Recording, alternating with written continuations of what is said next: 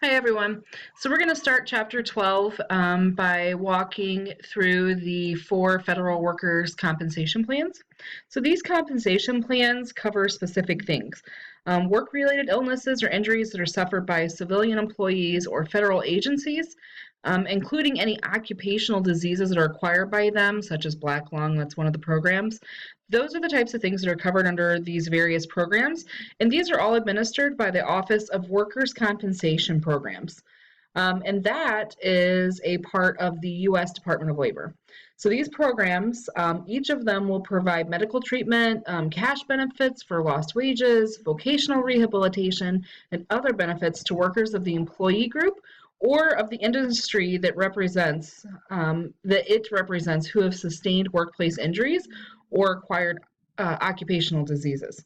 So the first one is the Federal Employees Compensation Program, and that provides workers' compensation benefits to individuals employed by the federal government under the Federal Employees Compensation Act. The second is the Federal Black Lung Program, and that provides benefits to individuals working in coal mines under the Black Lungs Benefit Act. The third is the Energy Employees Occupational Illness Compensation Program.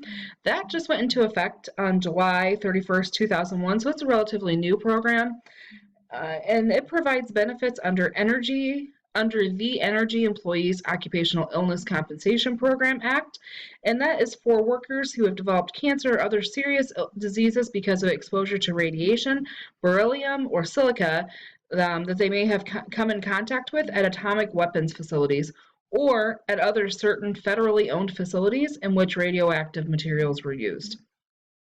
And then the last program is the Longshore and Harbor Workers Compensation Program, and that provides coverage for individuals employed in the maritime field under the Longshore and Harbors Worker Compensation Act, and for certain other classes of workers covered by extensions of the Act. So there's a little bit about those 4. So we'll move on to the 2 types of state workers' compensation benefits.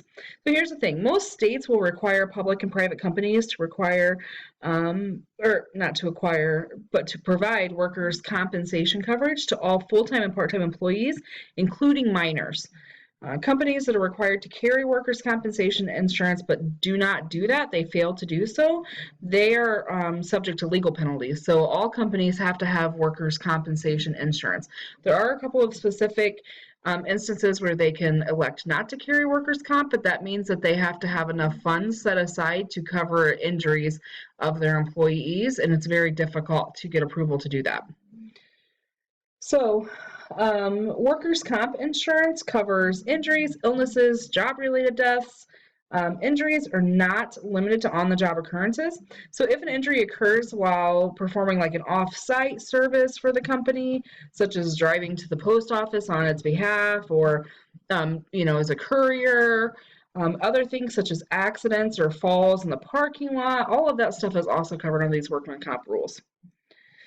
So here's the thing with these workman's comp things. Medical benefits are payable from the first day of the injury, and then cash benefits vary from state to state, and they're generally not paid for the first 7 days of disability.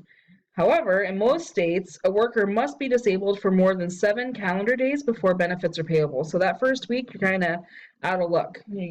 Most states won't pay for that first week off. If the disability extends, though, beyond 14 days, a worker may become retrospectively eligible for cash benefits for the first 7 days. So if it's going to require them to be off work longer than 2 weeks, then they will often go back and pick up and pay for that first week that was off. Different states have different methods of determining wage loss benefits. Usually the benefits are going to be a percentage of the worker's salary before the injury. So it's not uncommon for workers to be compensated at about 66% or 2/3 of their average weekly wage up to a weekly maximum. So all workers' comp payments have a weekly maximum. In the event that the individual is fatally injured on the job, workers' comp will pay death benefits to the employee's survivors, and usually they pay the funeral expenses for that employee also. All right, so next up we have classifications of work-related injuries. There is injury without disability, And that's where a worker is injured on the job and requires treatment, but is able to resume working within several days. All of these medical expenses are paid by workers' compensation insurance. Injury with temporary disability means that a worker is injured on the job, is going to require treatment, and is unable to return to work within several days.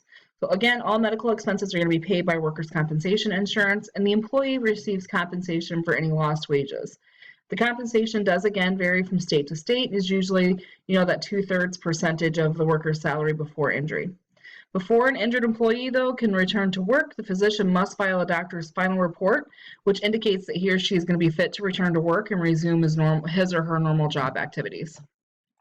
Next, we have injury with permanent disability, and that's where a worker is injured on the job, requires treatment, is unable to work, and is not expected to be able to return to his or her job in the future. So usually this employee has been on temporary disability for an extended amount of time and is still unable to resume his normal work duties. If that's the case, the physician of record is going to file a report stating that the individual is permanently disabled. The state workers' compensation office or the insurance carrier may also request that additional medical opinion be made before a final determination is made. An impartial physician will be called in to provide an independent medical examination. And once the IME report is submitted, a final determination of a disability is going to be made, and then a settlement will be reached. So the length of coverage for permanent disability will vary from state to state as well. So the next point is injury requiring vocational rehabilitation. And that's when a worker is injured on the job, requires treatment, is unable to return to work without vocational rehabilitation. So they need some type of physical therapy or some type of rehab to allow them to do their job again. And in that case, as always, all medical expenses are going to be paid by the workers' comp insurance, as are the costs of the vocational rehabilitation program that will be required. So vocational rehab is a process of retraining an employee to return to the workforce. And although it's not necessarily in the same position as they were in before the injury. So for example, an employee who injured his or her back working in a job that required heavy lifting may be trained for work that does not then involve lifting upon their return. So the last point is injury resulting in death. This one's pretty self-explanatory. Worker dies as a result of an injury on the job, and then death benefits are paid to the survivors based on the worker's earning capacity at the time of the injury. All right. Oops, sorry about that.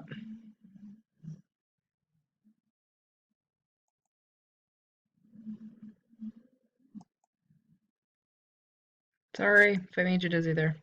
Okay, there we go. So completing workers' compensation claims. There are a couple of things here. Basically, you need to know that when a patient makes an appointment for an injury that could have occurred on the job, you need to be able, or whoever's scheduling needs to ask whether the visit is work-related. If the answer is yes, then there are some things that you have to get from the patient before they actually are seen in the office. And that needs to be the date of injury, a workers' compensation carrier, so whoever their workers' comp insurance carrier is, the employer at the time of the injury, and then if the patient has any other insurance. And then what you're going to do, the medical assistant will then contact the workers' comp carrier for authorization to treat that patient before the initial visit. And that's important. That's a very important step when dealing with workers' comp claims. You want to note that the practice management program, which is the software that we work with, captures worker compensation and injury-related information when the patient's injury case record is created and updated. So that gets updated, and the workers' comp claim information is stored within that software that the office used. There's some other points here that I would like for you to read through, but it basically builds off of what I just said. So the patient's signature is not required on any billing forms because we don't bill them. Workers' comp claim number should be included on all forms and correspondence. Anytime you send claim forms in, anytime you mail literature to the patient regarding their claim, then that claim number needs to be on there. And then there's a format, that 8-digit format that we have to use when reporting dates, such as the last date work. And so that has to be in the 8 digits, 2-digit month, 2-digit year, 2-digit month, 2-digit day, and then 4-digit year anytime you're completing these claims. All right. So, automotive insurance and disability compensation programs. So, automobile insurance policies provide several basic types of coverage. There is personal injury protection, and that's also known as MedPay or like medical payments. That's going to cover the driver and the passengers of a policyholder's car. Sometimes the personal injury protection is referred to also as no fault coverage, and that's insurance coverage for medical expenses and other expenses related to a motor vehicle accident. Liability insurance covers damages the policyholder causes to somebody else's body or property. Collision covers damages to the policyholder's car resulting from a collision. Comprehensive covers damages to the policyholder's vehicle that do not involve a collision with another car. So it would be something like a deer. I'm from Indiana, so deer and car collisions are quite frequent, or another animal running out, or like a windstorm knocking a tree over into a car. That would be comprehensive. There's also automobile insurance may include coverage for uninsured motorists, emergency roadside services, rental reimbursement, and property damage. There are disability compensation programs that provide partial reimbursement for lost income. The major government disability programs are as follows. There's workers' compensation, which we talked a little bit about. There's SSDI, and that's the Federal Disability Compensation Program for salaried and hourly wage earners. Also covers self-employed people who pay a special tax, and then widows, widowers, and minor children with disabilities whose deceased spouse or parent would have qualified for Social Security benefits if still alive. There is SSI, which is Supplemental Social Security Income, or Supplemental Security Income, excuse me, and that is a government program that helps pay living expenses for low-income older people and those who are blind or have disabilities. And then lastly, we have FERS and the SERS program, and those are both federal employee retirement system or the civil service retirement system. So it's a retirement program that people contribute to if they are federal employees or civil service employees. So that's it for Chapter 12, and I will talk to you guys in Chapter 13.